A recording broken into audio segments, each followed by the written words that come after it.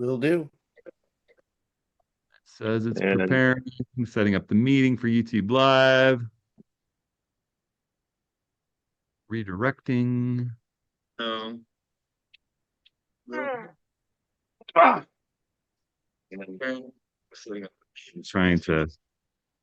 Trying to mute this. Where's my mute button? Are we on, Darren? We are. All right. right. I'm gonna go ahead and close that window so that we're not hearing it more than once, and I will start our recording, and we should be live on YouTube. And we've got our room full of friends here on Zoom. It's good to see everybody. Elizabeth, Al, Paul, lots of friends here. Cool. Sandy. Oh, look at those cheetahs. Ken, I see the back of you. All right. So, Rick, you got any general announcements? Um, well, the next office hours will be November 19th, 10 a.m. We'll do another. We had some issues with the Google Sheet and questions this time. I'm not sure what exactly went on, so we didn't get a ton of questions. We took some from older Q&As that we didn't finish. But we'll do the 19th. We'll do another sort of general Q&A, sort of focusing on gear. We might talk a little bit about gear that surprised us this year that we've come to love, and gear that maybe we don't love so much anymore. Yeah, and maybe even talk a little bit about the gear isn't the most important thing. I think we Yeah. get lost in gear so much. Maybe it's time to have a little discussion about things that you can do to boost your photography without buying anything. Hmm. What? Yeah, it's a real true thing. Yeah. So much of what happens with photography happens 6 inches behind the viewfinder. So, Yeah.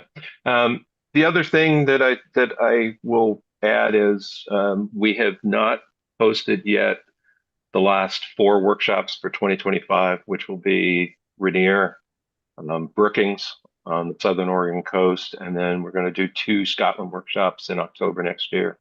All of those should be posted fairly soon. We've got to do some logistical work on both Brookings and Scotland at this point, make sure that we have places for people to stay. So look for those. If you haven't, if you want to be notified about those and you have not filled out the form on the website, if you go to hudsonhenry.com, right up top, there's a link to a form that you can fill out for workshops that you want to be notified for. So I think that's all we I got. just we just got back from a pretty epic, amazing Europe trip. And we have some good questions to talk about this week, but I thought I would kind of take us on a little roll through some of the adventures that we just had. I was in Switzerland, and Rick and David and I were in Italy, and then Rick and I and an amazing group, including Elizabeth, that's in the room here, were in Scotland. And it was a lot of fun. So if you're done with announcements, maybe I'll just share some Yeah. images from the trip. All right. So I'll share my screen here. Let's see. And I started out in this really, really wonderful town in Switzerland in the Loschental Valley called Blatten, a little tiny village, very high alpine, with the whole Naya Evo crew. So Mario and Jensen and a group of ambassadors and folks looking at some new gear. This is actually a new version of the 60C backpack that's a little easier to mount tripods to the side of and has some other updates. And we had this really wonderful team of photographers and videographers from France, from Switzerland, from Germany, and then Mario and Jensen from Sweden and Croatia. On the ends here, Mario's the main designer, and Jensen is the main designer, and Mario is sort of the marketing genius and business guy. And the stuff they're doing, the new stuff, is very, very cool. So there'll be some cool stuff to look forward to from them in the near future. And it was fun to test all that stuff. Um, and we hiked around in the mountains. We had a variety of weather.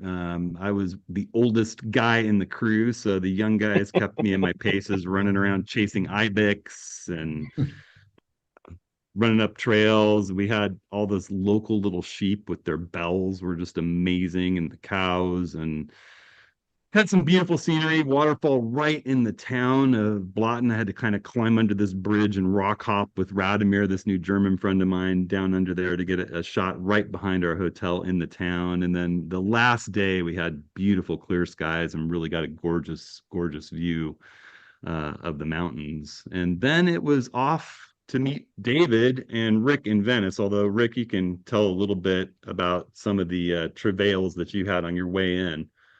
No, it's fine. We had a medical stop on our flight overseas. We ended up in Goose Bay, Labrador. So Yeah.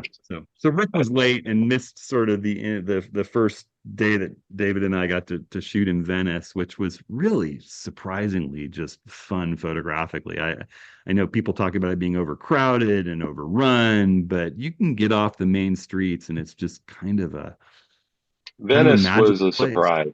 Venice Venice was was a a real pretty surprise. amazing place. I've never been. It's like I do not understand how that city is still there. How they built it. I mean, it's just nuts. But there's But it was something a really in oh, go ahead. yeah, it's a amazing place to shoot. It Um, is, I especially think at we night. talked about we were talking about that when we do a Dolomites workshop, we'll probably do a Venice workshop on the front or the back of that Yeah. because It's it's such an amazing place to be. It really, really is. And the lack of cars and everything being by boat and all the little bridges and the city at night is just unbelievable. And then, we got Rick over his jet lag with some coffee in the Dolomites as we got to this really beautiful little town, Moe, and we had this view out of our Airbnb where we stayed. Shot a lot of time lapse right from the room, and we traveled all over the Dolomites from spectacular forests of large trees with waterfalls and had a ton of fun actually hand holding my Nikon ZF for waterfall photography. This is a panorama with the Q3, but David and I were both hand holding a ton of waterfall photography, him with the Z6 III, me with the ZF. That new 8 stops of in-body image stabilization just sort of changes everything. I No, thought it's this like was cheating. adorable. It is. It's like cheating, isn't it, David? And I was Yeah. shooting a ton in Scotland handheld with waterfalls too. It's just like the ability to jump from one composition to another is so much quicker. And if you trust the hand holding, which you can now, it's just sort of a Yeah. game changer. Um, this was really funny. Rick and I we were looking around for, well, where is the view of this beautiful church? And well, guess what? They're making sure you can find it. And there are just some stunning, stunning views there. We had a weird kind of freak early season snowstorm while we were in the Dolomites, and it actually just made everything beautiful, dusting the Yeah. mountains and providing drama. I am always a big proponent of I would rather have the drama of storms any day than just clear blue, boring skies for photography. This is one of the highest castles built in 1,000 years ago in the Alps. It was sadly badly damaged in World War I. There was a lot of fighting in the Dolomites, but it's a pretty spectacular castle up in Falzarego Pass. And Lago Braze is just spectacular. We were there in a pretty heavy snowstorm, but it was still just gorgeous.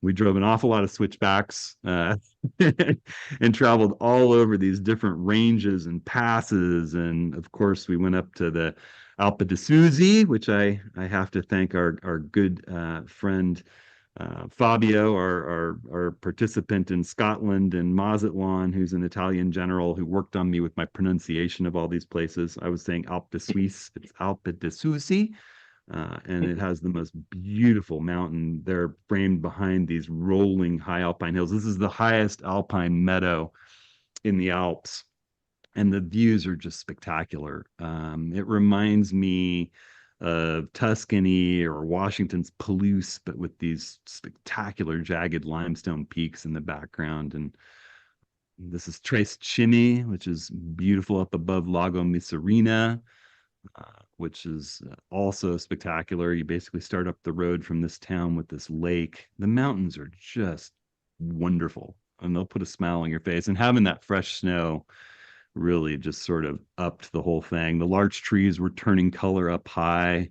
The snow came early. The trees weren't even quite Yeah. ready for it, but they started turning once the snow hit. We ate amazing food. Remember that restaurant in Cortina, guys? Oh yeah. Yep. Uh, yeah, it was awfully good. And this is Cinque Torre in the up another high pass that's near Passo Balzarego again. This is Salsa Lungo, that mountain up above Alpe di Susi from the side on a beautiful evening as we were driving the pass into Val Gardenia. And it just never stopped being beautiful. And I feel that the storms just added tons and tons of drama. And then Yeah. sadly, well, actually, we went back into Venice and we actually spent a few nights at this wonderful rooftop Airbnb right in the heart of things. And this was the view from our little rooftop sitting area early in the morning. And just walked the streets and we did some night photography. And I have become convinced that roaming the streets of Venice with a fast fixed lens is just a dream at night. There is so Yeah. much to see, so much history exposed, and whatever you love to photograph, little details, things, it's just a blast. It's a very, very fun place filled with compositional possibilities. So yeah, I was blown away with how much I liked it. And then we sent David back up to Switzerland, well, his first trip up into Switzerland for his own adventure. And we met the workshop crew in Scotland. And it was, again, we had great weather and drama, a wonderful crew of photographers. Here's Fabio that we mentioned before in the ferry Glen. Glenn. Barry Glen, beautiful skies. And we've been in Scotland, I swear, I think you could go dozens and dozens of times and you would have a different adventure every time. Here's Mark. We got to play around with the new Leica Q3 43 millimeter, thanks to Mark, who picked it up from Stacy. It arrived a couple days after I left for Switzerland, or actually after Rick left for Italy. And so Mark was our mule. He lives here in Portland, and he picked it up from Stacy and brought it for us. And we had light and weather, and Harris was along with us, looking for a composition here. And you can see what we're shooting with. I may failed to mention this earlier, but you can see, what lens and what my settings are, or what Rick's settings are. And these Scotland photos, you'll see whether it's Rick or me. I think there's even a shot from our good friend Chap in here. But mainly he and I. Most of these images, if they're not labeled, they're mine, but they're for a video that'll come out this Thursday that has a lot of video and audio and some of these images. There's Chap. Chap is a frequent workshop co-conspirator and good buddy. He loved the 43 millimeter, as did Elizabeth. And here is, I adore my Voigtlander 51.0. This was in the dark of night coming back to our hotel, which is this building in Fort Williams, and the moon was playing through the clouds. And I just handheld this, 15th of a second with that in-body image stabilization. I thought I was all the way wide open, but I must have been just a click off. And that lens just lets you work in the dark. And I'm starting to, it's fun for me practicing focusing that lens. This is wide open in the streets of Glasgow with Rick walking toward me, and I'm getting to where, I'm getting reasonably good at keeping up with focusing moving subjects manually, which is a challenge and it's fun. Um, Rick shooting with the 43 in the streets of Glasgow. This is me with the 43 as we're meeting with the workshop participants in our Glasgow hotel. Rick, you had a ton of fun with the 43 out in the I streets. had a ton of, I really did. It's a wonderful street camera. It's a wonderful Yeah. street camera. Yeah. This is me playing around.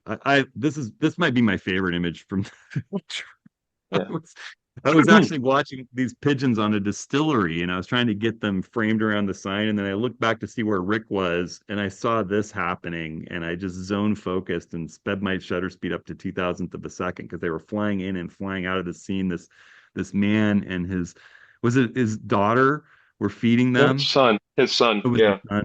Yeah, oh my gosh. And I fired about 20 frames and it, high speed continuous and this one came out where it just and this woman never moves. Everybody else is in motion, but this woman never moves an inch and the birds and the other people are moving and it just cracked me up.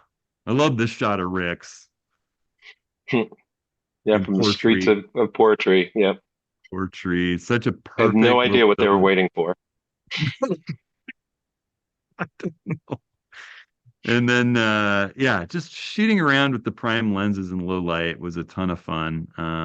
Got Charlie Mosier here. We've got going into to oh come on, Rick. Blanco?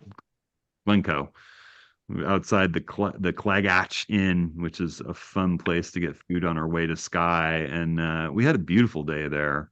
It was actually just lovely. There's Fabio shooting light and shadows in there, and Bill Wallace. We took William Wallace to Scotland, which is kind of fun. Elizabeth out shooting high up above Eilean Donan. Just the light and shadow that day and the way the clouds came playing in, it was gorgeous. Whether in color or black and white. Sarah. We had a really wonderful group of people. There's Fabio. This image cracks me up. There was this little turret in Portree, and I climbed up it, and I was kind of faking the Frenchman in Monty Python and the Holy Grail. But Rick shot this with the Q3 28 millimeter, and it was just he had the whole tower, and it's a tiny little bit, and he cropped it uh 60 extremely. megapixels. Yeah, 60. Yeah, that is a postage stamp crop of Wow. the full frame. And That's it's just nuts. And yeah, you know, when it's I nutty. when I ultimately think about the 43 versus the 28, that shot right there is one of the reasons why I'll probably go with the 28. Yeah. Yeah. I feel like it's just so versatile. If you need a little wider, you can shoot a pano. If you need it tighter, Yeah. you can crop. The only thing it's not good Yeah. for is sports and birds and wildlife, I feel like. Yeah. Chap out in the Highlands there, Harris. And there you go. The 28 millimeter does a beautiful job with portraiture too. It's a little more environmental. Here it's wide open. I've got his whole body in the frame and that background falling off. So I just love the 28. For me, the 28 is the lens. Here's another. I got a little closer and tighter, and the background falls off a little bit more on Fabio. And then, I had a good time with the 43 as well. It's a tighter framing. It's a little bit different. But another wonderful camera. This is me shooting around with the 43. There's Bill Wallace. Um, but back to the 28 on our hike up to the Old Manor store. There's Harris as we're just getting kind of done with the headlamps and blue hour. And we had magnificent time up at the Old Manor store. It's a bit of physical exertion to get up there. We had two groups. Rick took a group to Kirang, while I took a group up to the Old Manor store. Most of the folks went up to the Old Manor store. Um, Spectacular place. Here's Gary.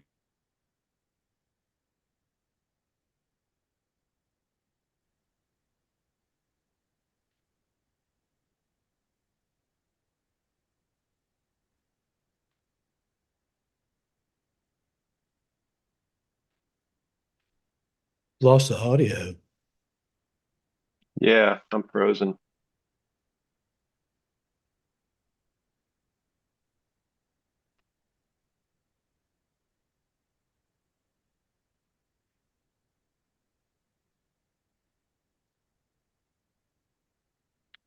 Yeah, looks like Hudson's screen is frozen.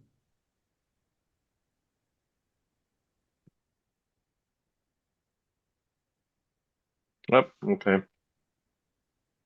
He's not in this meeting. Uh-oh. What are we gonna do? Oh, I'm now the host. I guess he's gonna have to, I'm gonna Can have you to tap bring him dance, Rick? in. Hand puppets. Card tricks. Yeah.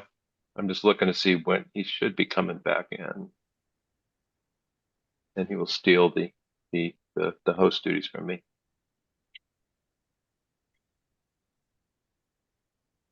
Well, since he has all the photos, that will be more fun. Yes. Yes.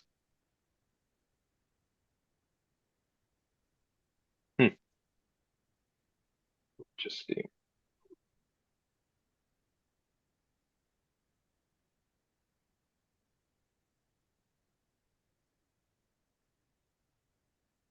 Hmm.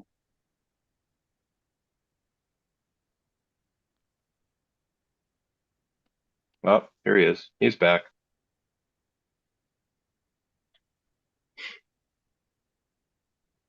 Unmute. And so sorry, guys. I had a little internet service provider hiccup here, I think, that bumped us. Are we we're still on YouTube? We're Darren, still are on. we Yep. still there? Okay. Apologies to everybody for that little interruption. Lightroom is restarting. Maybe we can take you want to take a question quick, Rick, while we Well, you want to talk about I mean, one of the goals for the trip for us was to test the 43 and see what we thought about it. And we will be Yes. doing a weekly video on it. Oh yeah. And this week I went through and collected my best 43 shots. Um, and when I went through them, I was really amazed at how great a camera it is. Um, and at the end of the day, I'm not going to go with the 43. I'll probably sell my Q2 and update to the Q3 28, largely because how I shoot now. If I lived in a city and I was just, I was shooting her all the time in the street, I think I would probably opt for the 43. But, for someone like Elizabeth, the 43, I think, is going to be like magic in her hands, with the way that she likes to shoot. And But it's actually also, Chap Jackson too, because he just tends to see the world at 50 millimeters. yeah, That's, you know, yeah. But the thing for me is it's a $7,000 camera, and that you know, it feels more one dimensional to me than the 28 does. I'd rather have an amazing 50, that Voigtlander 1.0 that you've got, really sort of every time we go out and shoot with it, it taunts me. It's so much fun to shoot with. And, and that's $1,700 lens, which works on my existing bodies, So I think in the end, I'm just, I decided I'm just going to pass on the 43 for those reasons.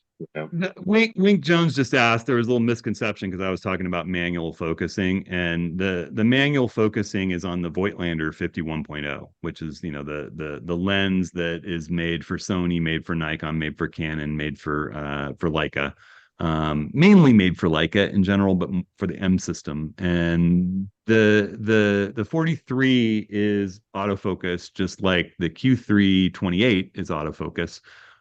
It can be manually focused quite easily. I did find myself manually focusing the 43 more than the 28 though, because I felt like it just was a little more hunting for the subject in lower light situations. And maybe that's the difference Yeah. between f1.7 and f2.0, or the slightly longer focal length. It's easy to manually focus, but I just found myself defaulting to manual focus in dark conditions more, particularly people in darker conditions. Yeah, and Elizabeth asked if I saw any difference between the glass other than, focal length.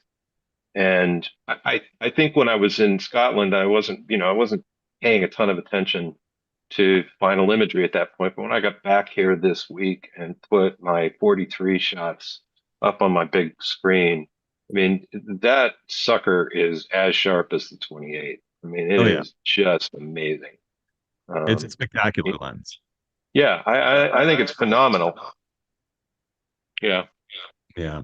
I'm So, I'm with Rick. The camera that makes the most sense for me is the 28 because of its versatility. Because I love landscape and storytelling, and the 43 gets a bit tight for me. And I can crop the 28, and it's easier for me to shoot a wide vista as a panorama with the 28 than it is with the 43. It's going to wind up being multi-row, so you have the foreground and the background and sky, versus, 5 snaps or vertically across with the 28 gets me the whole scene with the sky in the foreground. So it is a camera that I would take the only thing with me.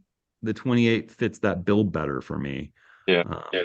And again, like you were talking about, Rick, you can buy that Voigtlander for, especially if you find a good used example. I bought mine from Japan, a really nice used example on eBay, and it's such a mechanical piece of equipment. You don't have all the electronics to worry about as long as you have beautiful photographs and a reputable seller. A used Yeah. example is not a bad idea.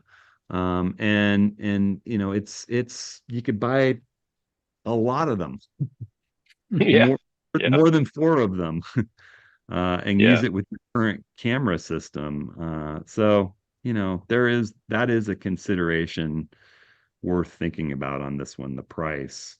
I've got my Yeah. Lightroom back up here. If we want to wrap up some of these shots, speaking of the 43, let me find where I was and I'll go back to sharing my screen again here. We were on the Old Man Store, and I was talking about how we had I'll share my screen.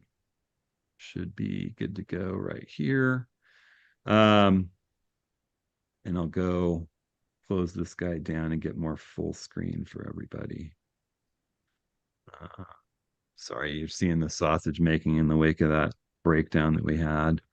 But there we go.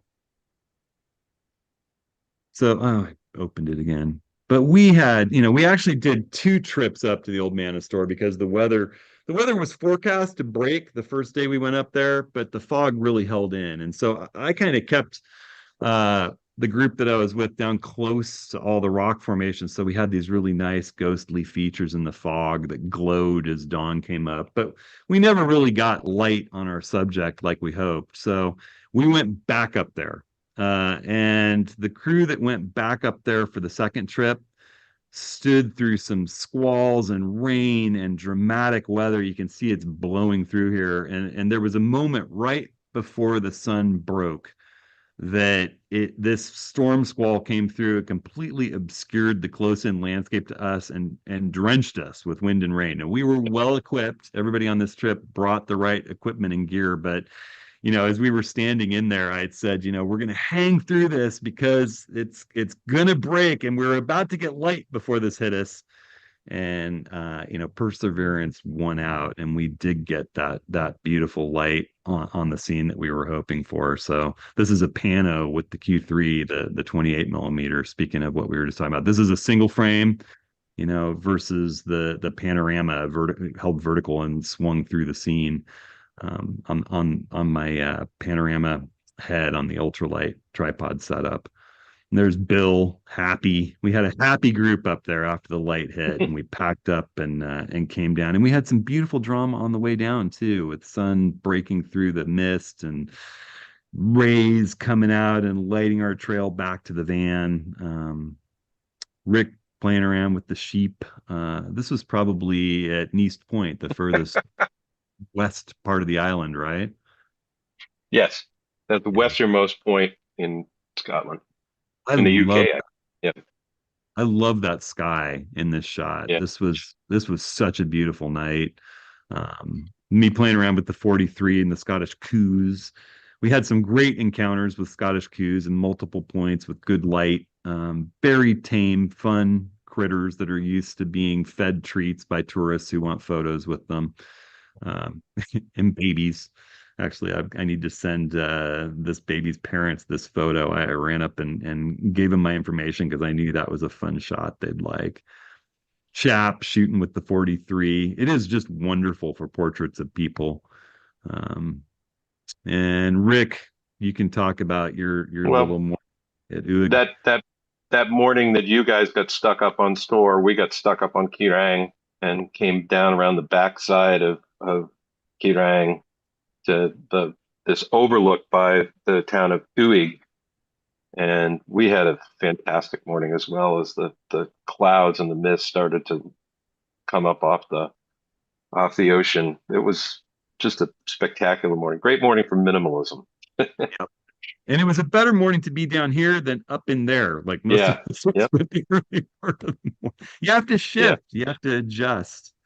Yeah. The hike into Talisker Bay, not a hard hike, but such a beautiful reward once you get in there with those rocks Yeah. and just the coastline. And then the ferry pools. The ferry pools were amazing. And we had that super windy day, but you could get down there into the river. There was a named storm that came through, Storm Ashley. It was kind of a direct hit on Portree and the Isle of Skye, but it just created wind and interesting weather. And it was fun. We all had a really good time. We avoided the rain and hung in there to photograph. This is again handheld, 78 millimeters, sixth of a second with that ZF. It's just so fun to be able to do that stuff. And we were all dressed accordingly, but we really didn't get hit by rain. There's Mark in his full gear. We had a ton of fun. And the waterfalls are just beautiful in Scotland, just beautiful. David probably remembers this point that's right near that Clatchag Inn, the Three Sisters viewpoint, when there was a lot less water flowing. Those storms dropped a lot of rain and snow in the mountains that was ripping down through the waterfalls. And here's Lynn Hackett, Nice Point, the furthest west point in Skye. Beautiful sunset at Talisker Bay. And I think that kind of wraps up. We had a really wonderful time on this trip. So coming back into my get the zoom controls up here. Need to stop the share. There we go. Sometimes they hide that stop sharing button from you. All right. So as we jump into questions, I will talk really briefly about just some other toys aside from the Q3 43 that I think once Rick and I review, we're probably going to well, we'll see. We're still kind of making our decision, but I think the 28 is the camera for me. But on this trip, as you watch this Thursday's video, we played around with this DJI Osmo Pocket 3 video recorder and time-lapse recorder, and it was kind of amazing, wasn't it, Rick? Yes, it was. It's a crazy little device. It is a crazy little device with a 1-inch sensor that does beautiful video and time lapse, and it'll store all your raw time lapse files in a folder alongside the video that it shoots, so you can manipulate them as if you'd shot it with your camera. And it's got a lot of dynamic range. It was just sort of shocking to me. And then I've got the new DJI Air 3S that just released that has a 1-inch sensor and better video capabilities than the original DJI Air 3 that I'm going to start testing. That just arrived, so I haven't even fired it up yet, but discussion in the coming weeks. Sorry, I just got interrupted. Oh, okay. All right. All right. We're a little rusty here. Better get with the program. I'll start with questions. I know I'm gonna mangle your name, Goran. Yeah, it's Goran. Yes, very close. Goran. He says, "How do you know when you're packing too much gear for a trip? I often overpack in anticipation of capturing key landscape or wildlife shots, but end up not using some of my lenses, landscape or big primes. I have a feeling I'm not doing my research correctly to know what to anticipate. What's the best approach to location preparation research before the trip to have a good idea of what gear to bring?" Yeah, and I watched some of Hudson's videos. I mean, you make it look very easy, but somehow and no matter how much I try, I always end up overpacking for some reason. You know, I mean, most of my life I've been in that exact same boat, and I think it comes down to starting to just limit yourself before you go. You have to make some decisions about, well, what do I want to do on this trip? You know, I mean, if you're going to Costa Rica or Africa, obviously you're going to pack the best big prime that you have and teleconverters and things to capture wildlife. But, you know, going on a trip like Scotland, for me, I want those zoom lenses to be able to capture whatever I want, and then I'm going to pepper in a couple of primes, right? What primes would I like to work with? And I think about low light situations. You know, I knew we were going to be running around Venice, and we were going to be running around Glasgow and Portree at night. So for me, you know, I'm not going to bring the 105 1.4 and the 50 1.0 and I have to sort of to make a decision. I didn't even choose to bring the Z9 because I knew it wasn't going to be landscape and wildlife focused. And I know in a situation like the Old Man of Store, I can shoot with my ZF and do a panorama, or I can use the Q3 if I can get a framing up that's pretty good at 28 millimeters with that 60 megapixel sensor. And it's, it really, it experience and using your gear, you just have to start deciding how much do I want to carry and what do I want to play with on this particular trip. And it is limiting yourself a little bit. But then again, it can almost be overwhelming on a trip to have too much gear to sort through and decide what to use. What are your thoughts, Rick? I would agree. I mean, one of the things that's been a real breakthrough in the last 5 to 7 years, with mirrorless is the lenses that we get, these amazing f4 lenses. You've got the 24-120, I've got a 24-105, and that 100 to 400. And it's rare when I go on a trip that those two lenses are not in my kit. Oh yeah. You know, I didn't bring a teleconverter. I knew I wanted wide, and I thought about, what do I want for wide? I have a 20 millimeter f1.8 that is an amazing lens. And I have a 16 to 35, an old Canon lens that I still use on my Sony does the best sun stars of any lens I've ever owned. And I ended up opting for the 16 to 35, and crazily enough, I only used it once. The rest of the time was 24-105, the Q3 28, and the 100 to 400. I mean, we knew we were going to be traveling for quite a bit and with heavy packs on our back, and especially going through airports, you need to have all of your batteries in the bag. And so it was like, okay, I'm going to leave a bunch of stuff home, but it was like I had the 28 and I had a 51.4 for my Sony, and those are my two primes, and those got tons of use on this trip, tons of use. So I hear you, but I don't, you have to know your lenses. You have to know what kind of things you like to shoot, and just sort of work that way. I think, oh, go on. Oh, I was just going to say that I think whether you're a 24 to 105 or 120 f4 person, or whether you're a 24 to 72.8 person, you're always going to want that lens because it's just good for so many things. And you can always, flip it vertical and shoot a panorama to get a wider angle view if you need to. And then I think you just have to branch out from there. Are you a person who loves shooting wide angle scenes? Well, then you probably want an ultra wide angle with you. Are you a person who's going to be wanting to do extractive landscapes and wildlife and headshots of people from a distance? Well, you probably want that 100 to 400, or at least a 70 to 200. And then beyond that, everything is sort of icing on the cake. What specialized thing are you willing to carry on your back to have along you that you don't necessarily need, but you could have fun with? And I would urge people to think about at least one usable fast prime for working, nights in dark situations wide open, and just that's a really great thing to do.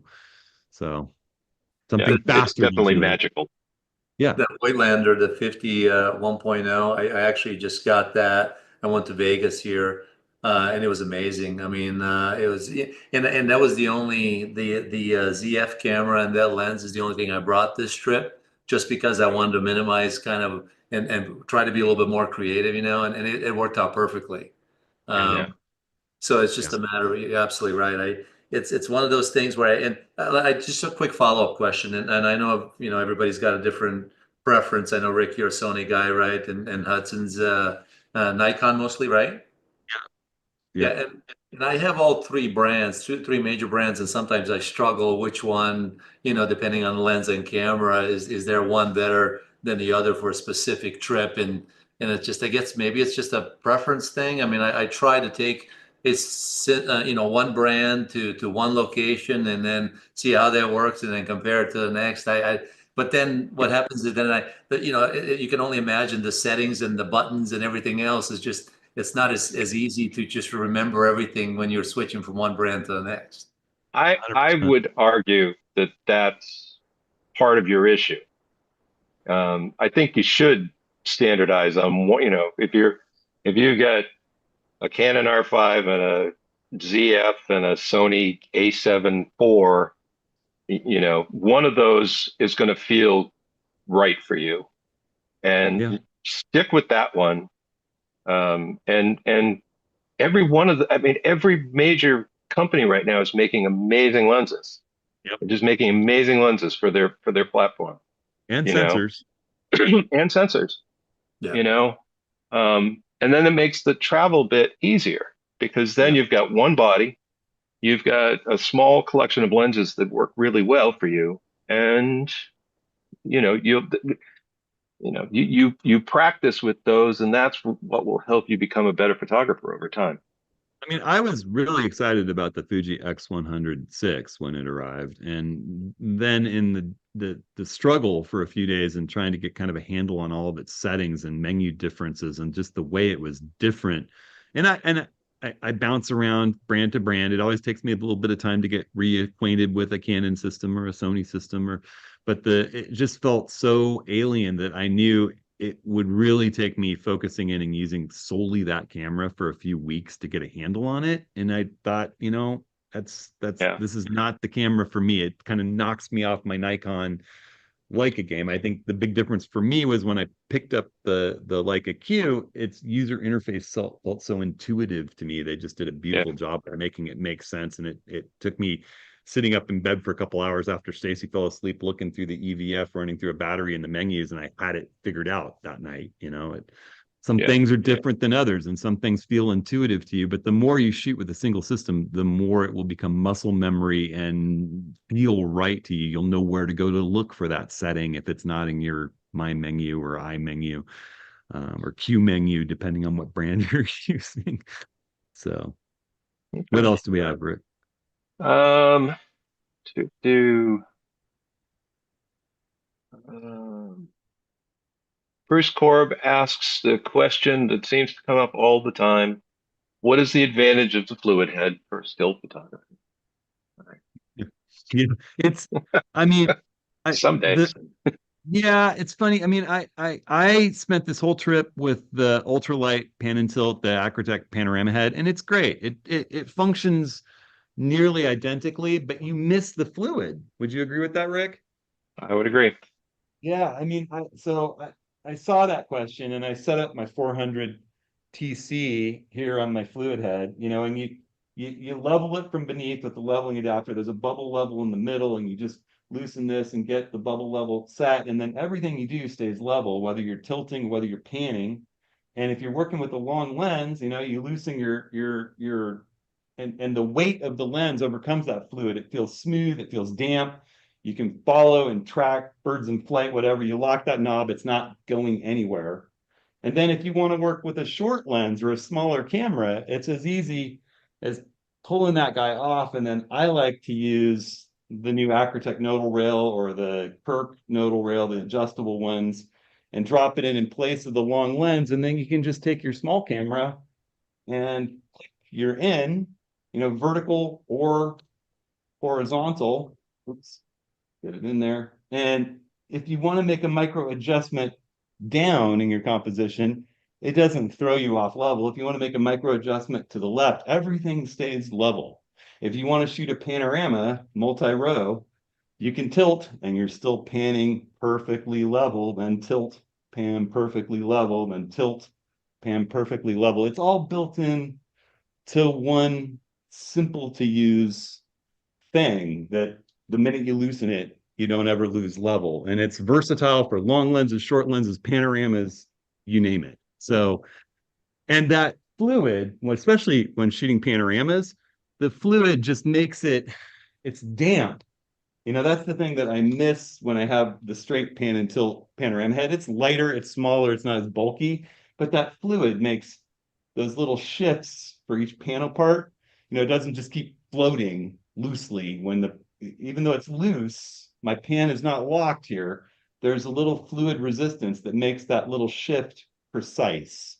If I'm doing video work, you can put a handle on, or you can just smoothly push against, and that fluid resists so that your video movement is perfectly smooth and fluid, like you were watching a Hollywood film. It's not jerky because your muscles are moving it. It's great for everything. Yeah. And it's the same exact weight, this system right here, as a really right stuff BH55 ball head. They're each 2 pounds.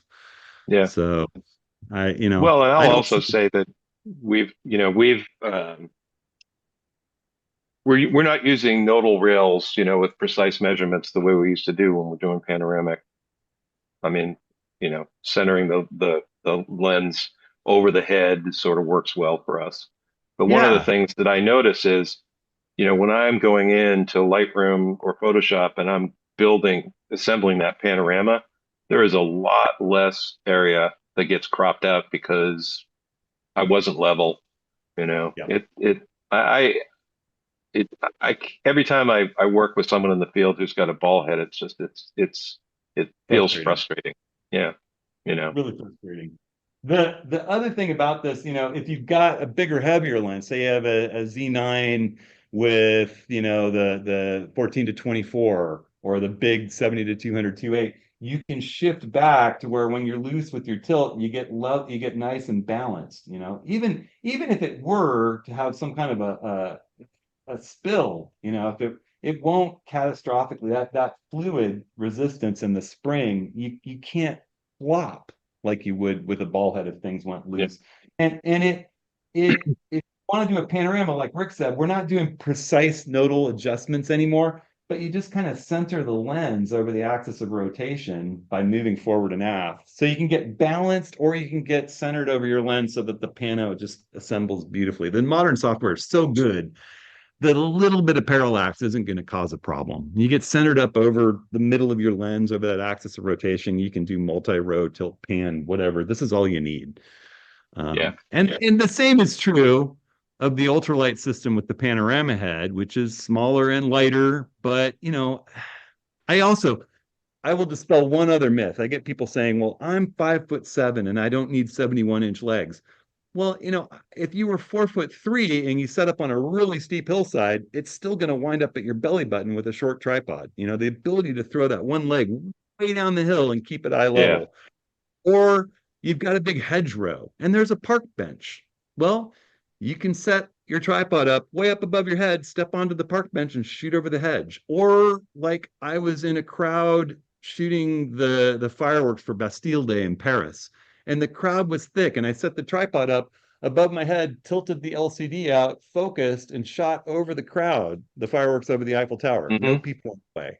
I used a Yeah. cable release and watching the LCD up above my head. And there are so many applications where having a leg that can go long down into a stream, off a rock where you could only put two legs on the rock with you and one needs to go down to the ground. There's just a million reasons why having a long set of legs is incredibly valuable.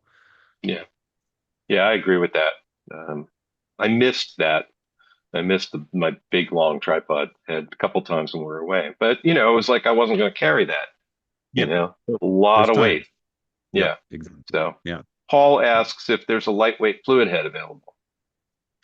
There is not one that I've found. This is the lightest weight one that I find works well. I mean, Manfrotto makes this beef-free thing, but it's not worth getting. And there's a small rig one, but it's not great. I think this one at 2 pounds is as light as it gets. I am working with Acrotech on them create kind of morphing the panorama head into a fluid head version that will be smaller. It won't be that much lighter. It'll be a half-pound lighter. It'll be smaller, but it's still in the prototyping stage.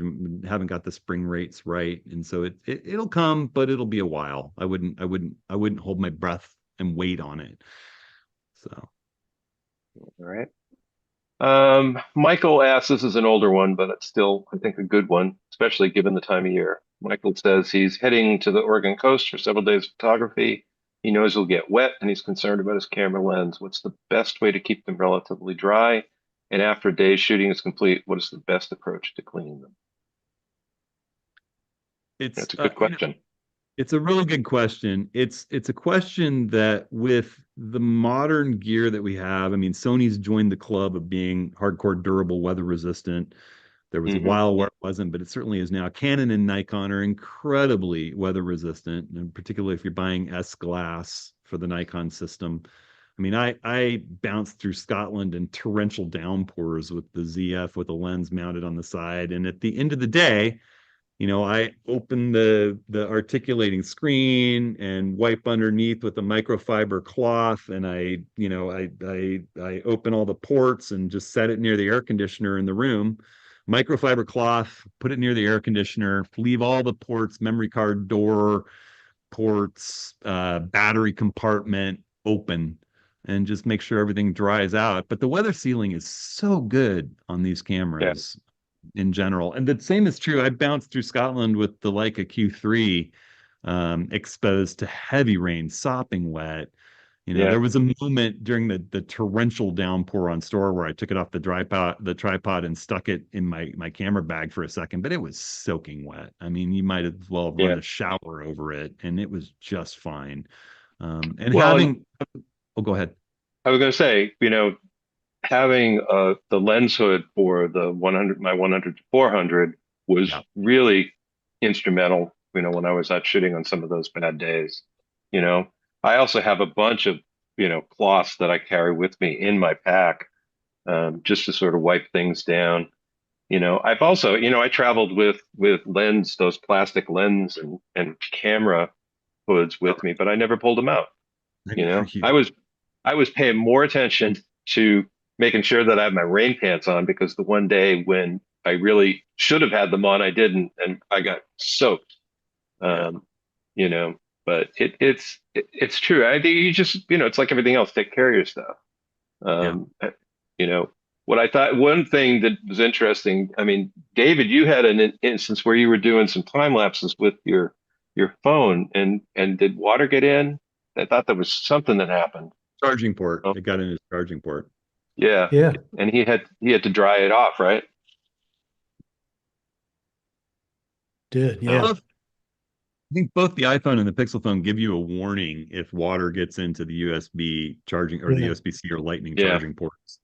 And they just shut those ports down until they sense that they're dry, so that it doesn't it would start beeping as soon as you plugged it in.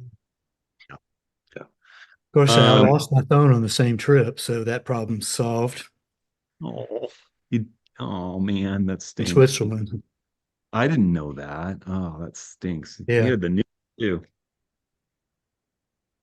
All right. Let me see what else I got here for questions. I will one more little note that I slipped on a slippery board coming out of the Clatchag Inn, and I punched into the mud with the ZF in my hand and just completely coated the whole top right corner of it in mud. Luckily it was mud. And then there was a stream flowing nearby, and I literally just put the whole camera top into the flowing stream and rubbed the buttons off with the water running through to get the mud off and keep shooting. And it didn't have a hiccup. So, but that's fresh water. If you're going to the Oregon coast, never salt water. You want to stay away from the salt water. And actually, if you have something happen with salt water, rinse it off with fresh water instantly. Rinse it. Yeah. The camera will withstand fresh water. It won't withstand salt water. Yeah. And don't collapse your tripod after you've been out shooting in salt water. Open the bottom legs, try to stay above that first joint up out of the water, but don't collapse them once they've gotten salt water on. Rinse them off either in a stream on your way back to the car, or have, like we keep in the van, one of those Home Depot pesticide sprayer bottles, the handheld ones that you can pump up. You can get a quart one of those, or quart and a half one of those for $5 at Home Depot. Keep it in the car full of water and just pump it up and spray your legs down and wipe them with a cloth and let them dry off before you collapse, because you don't want to suck salt water up into the insides of your tripod. Yeah. And Al asked, this is an older one as well. He said he was taking a trip and doesn't plan on taking a computer. Wanted to know if there's any equipment to back up CF Express B or SD cards without access to a computer. not fast. There was a company years ago, Hyperlink, that Yeah. made like a little hard drive enclosure that had memory card slots on it. And sadly, they kind of just went by the wayside. You can hook up to an iPad or or an iPhone or an Android tablet and do transfers to a SSD drive, but it's super slow. I mean, the protocols are Yeah. just really slow. I think that the best solution, if you want to go light, to be honest, is the smallest little MacBook Air and external hard drives you can get. The battery lasts forever. They don't weigh very much, and it'll transfer stuff fast through a Yeah. hub.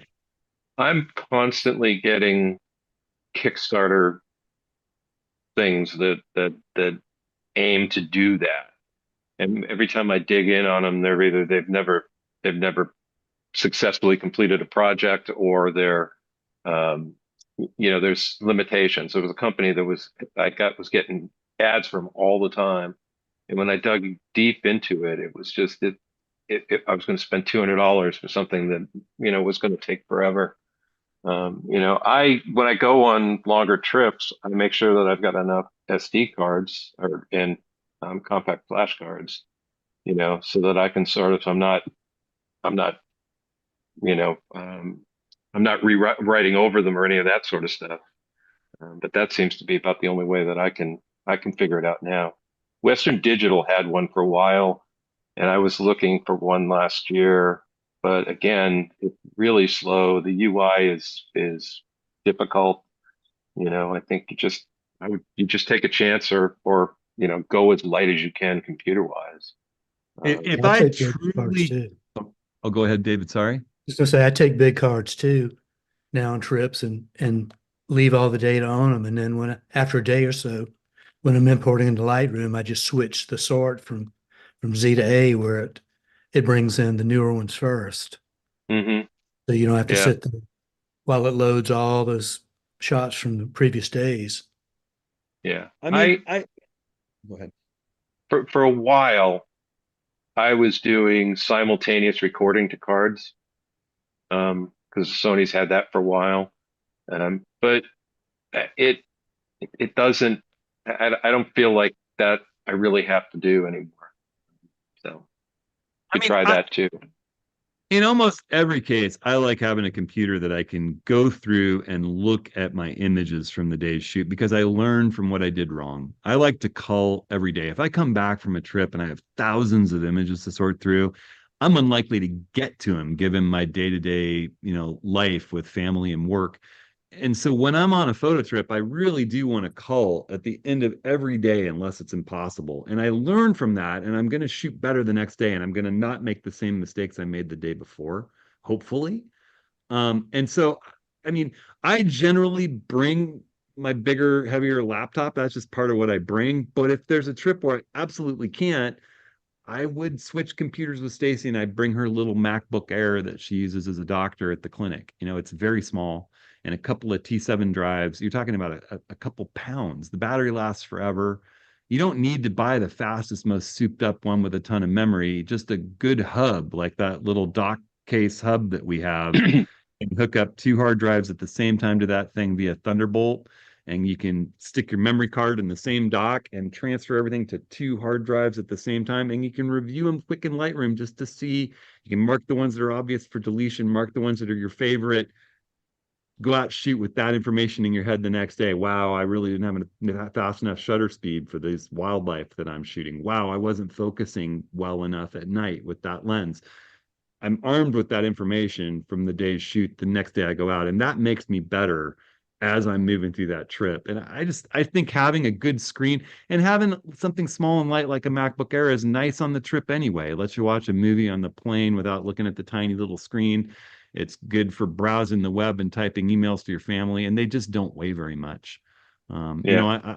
That's where I I'm think, going. yeah, I think that's worth having on a trip. If I absolutely couldn't carry it, then I would just use cards. When I was on Denali, we treated our cards, I was shooting a documentary film with a couple of filmmakers and learning a ton about video on that trip while climbing the mountain. And we couldn't bring anything to back up our stuff. So we just had dozens and dozens and dozens of memory cards And once they were shot, they went into a little Pelican case, sealed case, and it was sacrosanct. You know, we had no way to back it up. We didn't shoot to 2 cards. We needed data, you know, and Yeah. cards don't generally fail if you treat them well. So, but again, I just think you're losing out while you're on the course of a trip of learning opportunities, culling through your images at the end of the day. I think that's extremely valuable. You know, it's one of the reasons why we do image reviews with people on these workshops is that you're going to have to cull through to find your favorite images. You're going to learn from looking at them, and then the group gets to talk about it, and it's the best part of the workshop, you know. And Yeah. so I treat my trips like that. Yeah, I would agree. All right. Well, as we say, we have wasted another perfectly good hour of everyone's time. Um, Sorry about the um, technical internet difficulties. I don't know what happened there, but everything just, I had to yeah. restart the router. And so, All right. So we will have our next office hours on November 19th. I'll update the office hours page at hudsonhenry.com/office hours. I'll do that probably tomorrow. And be sort of general Q&A again. There's still a couple we didn't get to today that I'll save for that. And you know, we'll just talk about gear and I guess just sort of whatever else comes to mind. yeah, just a conversation and, you know, just Yeah. ways to improve without focusing on gear too. I think that's important. Yeah. And I will say that Hudson and I have been talking. We haven't done a gallery in quite a while, and so we're definitely thinking about doing an end of year gallery where people can submit their favorite shots from the year. I've got to do a little bit of logistical stuff. We had some issues with the way that we did the galleries before, and I'm trying to find the best solution for that.